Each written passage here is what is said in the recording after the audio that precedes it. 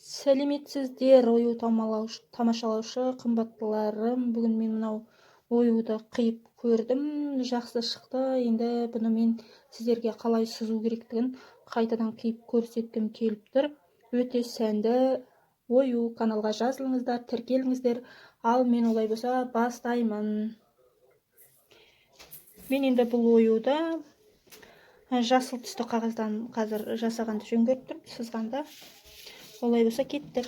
Мына жасыл параққа жаңағы әдемі сәнді оюды сызып қиятын боламыз.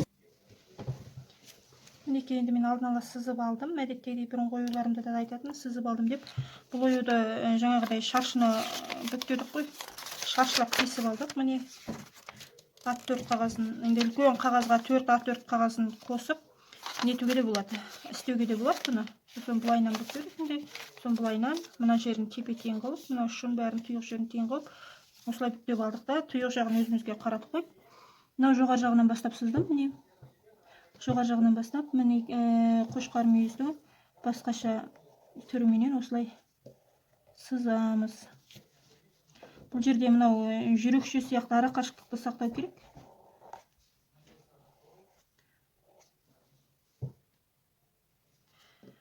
Ара қашықтықты сақтау керек. Бұл жерде некей фломастерімді ауыстырдым. Мына фломастерім жақсы жұғын құрамай қалған екен.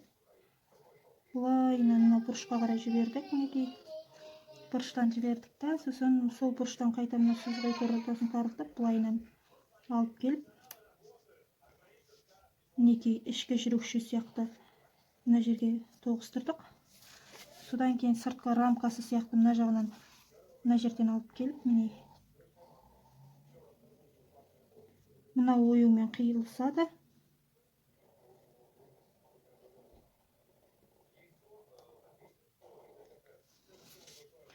Енді мынау жүрекше тар болғандықтан үлкен қағазға түссе әрине кеңірек шығады.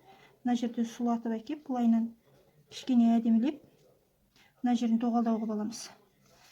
Неке біздің оюымыз шығайын деп те қалды. Бұл ою түрімен энциклопедиялық қазақтың ұлттық ою кітап бар екен. Сол кітаптан көріп қалдым бұл ою түрін. Содан кейін отырмын, ұнап қалды, сразу қиып көрейін деп, сіздерге ұсынайын деп, әдемі бір ою түрін видеомен толықтырайын деп, осы видеоны түсіріп отырмын. Мына оюды көргеннен кейін тоқтай алмадым, енді сызу керек сияқты болып. Ал енді осына қиып көрсетейін. Қиған кезде кәдімгідей мынау ашық-ашық жерлерінен бастап қия бастаймыз. Мына жерін бір қиып аламыз, содан кейін мынау ашық жерінен бастап қайшыны кіргізіп, мынау кішкентай қуысты бір қиып аламыз. Қию әрине қиындырақ болады, одан үшіншіде мынау жерін бұлайынан қиып бастаймыз. Алған екей қиған видеомды әрі қарай жалғастырамын.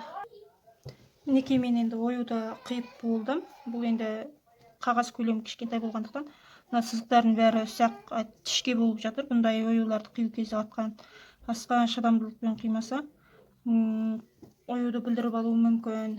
Енді үлкен қағаздарға қиған кезде бұл вообще қиюға да ыңғайлы, бәріне жақсы болып шығармайды.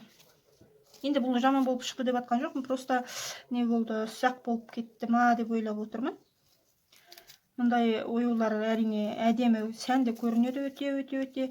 Бұларды енді төр көрпе нелерге қолдануға шебер адамдар болса қолданалар. Енді жаңадан төр көрпе тігіп үйреніп жүрген адамдар міне жарты денесі қолдану қиын ба деп ойлаймын. Іс машинемен негізі анау жастықтардың бетіне жастықшалар жасайды ғой. Солардың бетіне осы оюларды салса жаңағыдай қиып емес, іс машинаның жаңағы тігісі арқылы осы оюларды салатын болса, олары күшті шығады, өте сәнді шығады. Неке менің оюым дайын.